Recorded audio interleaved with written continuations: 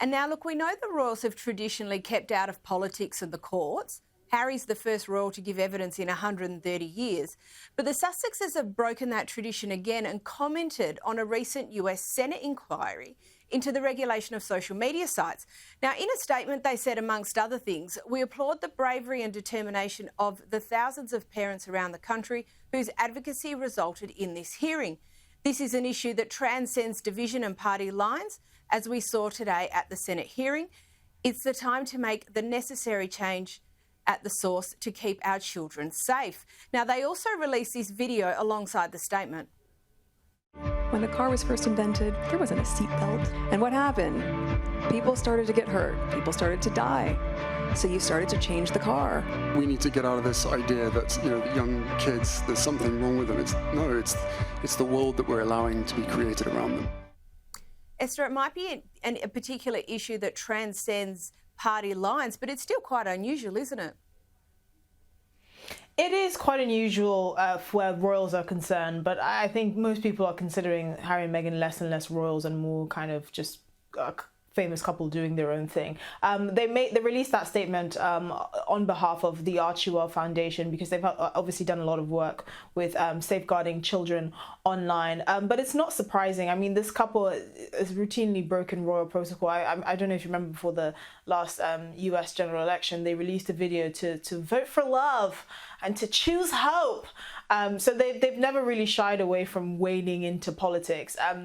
With this particular statement that they submitted to the Senate hearing, I understand why they did it. I understand why the members of the Senate committee wanted them to do it, because obviously it's getting publicity for this hearing. Mark Zuckerberg testified at the hearing as well. So it makes sense and it's very on brand. But if you're talking about sort of what's traditionally expected from royal members of the royal family, this is not it. But they've made it very clear that they're not interested in following any sort of protocol or being active members of the royal family for that matter. Speaking about the active members of the royal family, the royal website is often updated. Sometimes those updates are benign, sometimes they raise eyebrows. What's the latest and is it instructive? So the latest has kind of corresponded with where we are at in terms of the position of the Sussexes. So they've been moved basically to the bottom of the landing page, which features working members of the royal family. There was a stipulation underneath sort of, Prince Harry's bit that said that, him and Meghan are going to continue to work with the king to fulfill their various patronages and to uphold the interests of the king and the royal family. That has also been tweeted. So basically, they're basically a footnote on the royal family website, which corresponds with the reality of the situation. They clearly have no interest in upholding any kind of support for what the king represents. They are more interested in sort of their deal with Netflix and producing content and going to Jamaica to sit at film premieres and all of that.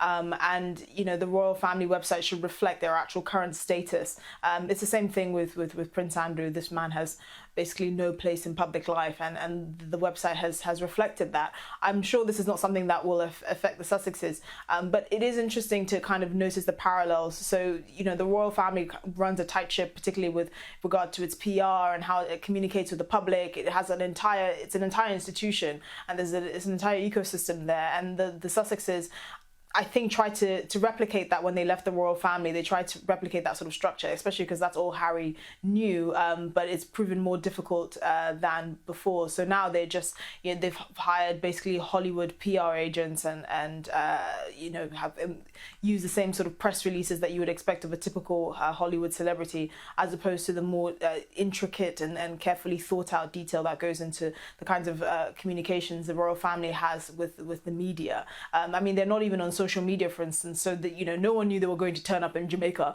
They turned up and they just let things happen how they happen, and there's that kind of lack of finesse, and that really shines through, and it makes it easier for them to have blunders.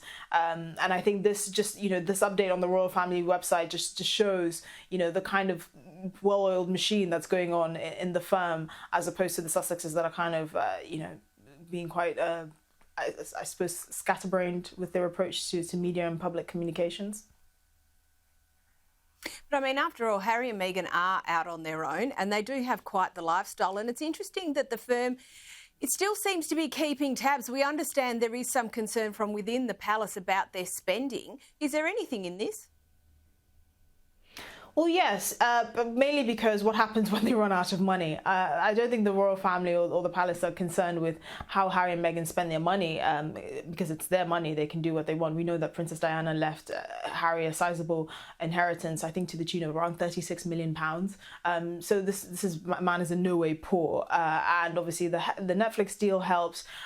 He's able to fund these expensive court cases that I don't think will pay him as much as he's paying into it, should I say. And we know that Meghan was a fairly successful actress in her own right. But you have to factor in what exactly they're spending their money on. So apparently their mansion in Montecito, they took out a mortgage of about $9 million. Their security alone a year is probably worth at least a few $1 million. And so when you look at it from that perspective, their living expenses are adding up. And the palace estimates that they're spending, $20 million a year just to exist. So what happens when the deals run dry? I mean, Netflix, Spotify is out the door. Netflix is $100 million. I'm assuming they'll spend part of that money on actual production. So what are they going how are they going to sustain themselves? And I think the concern for the palace is that when the money starts to dry up, they're going to go back to their shenanigans and their antics and offer anyone an interview that's willing to listen and try and exploit their proximity to the royal family to make ends meet. We don't really know what's going to happen with that, but I suspect having round-the-clock armed security in the US is not cheap, particularly in a place like California, which is expensive to live in. So that's mainly the concern of the palace. What happens when this couple runs out of money?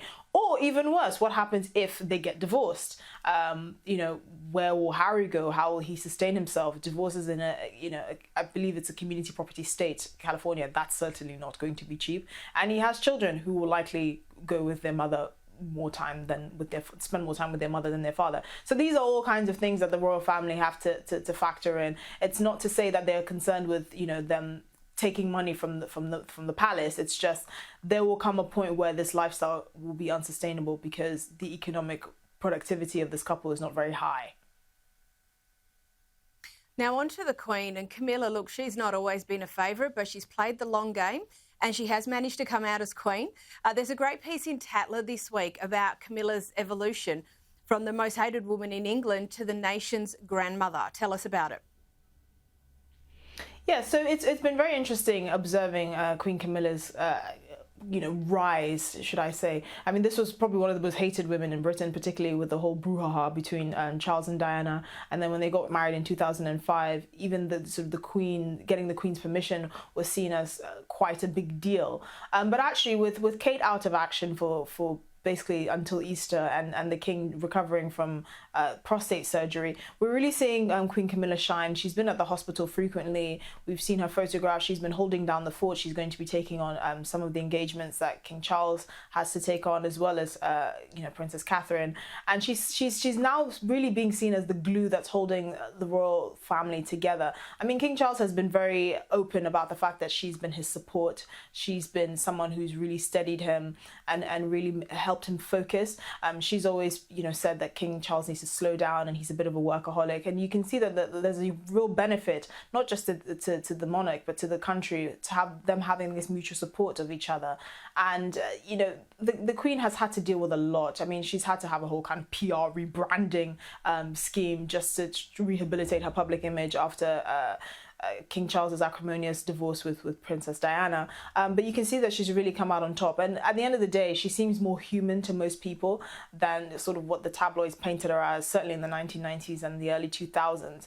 And I think as people of age, as the country's grown with Queen Camilla, they've also grown to understand her, and they've understood her circumstances and how, life is not perfect. No one is perfect. And sometimes people make mistakes, but they can come back from them. Now, we've spoken numerous times on this show about the family feud, and it's generally centred around Meghan and her inability to adjust to life in the palace. A report this week suggests it might not be the case. Yeah, so apparently the feud between William and Harry started before even Meghan entered the picture. Apparently there were differences between their work ethics and their approaches to various charities, particularly when it came to their charities in Africa and wildlife preservation. So William preferred a more local community approach where local communities were empowered to actually conserve, animal preservation territory and all of that, where Harry wanted to have a more, I suppose, active or forceful approach, where he would force external organizations to meet quotas in terms of preserving wildlife. I mean, he did say in his book Spare that he and William got into an argument about Africa and Africa being William's, as he quotes him saying. But clearly they're both quite passionate about wildlife and their activities in Africa, and they might have a different approach to it. But we do know that they've obviously had skirmishes, as siblings do, before Meghan entered the picture. I think it was just exacerbated by the fact that obviously when Harry married Meghan and he effectively shoehorned her into the institution and didn't really give her time or give them time for a role to develop or a place for them to develop organically in the royal family, that just heightened tensions between the brothers. And now we obviously know that's nothing compared to everything that's happened since the release of the book Spare. And I do believe that the current situation is going to calcify. I don't think there's really any coming back for at least the brothers at this point. And it will be a bit awkward when King Charles eventually does pass away and the crown passes to King William, for him to have an acrimonious relationship with his own brother. That's not going to bode very well, but sometimes these things happen and you can't really blame anyone other than Harry. You can blame Harry. Esther Krakue, thank you so much for your insights. Thank you for joining us tonight.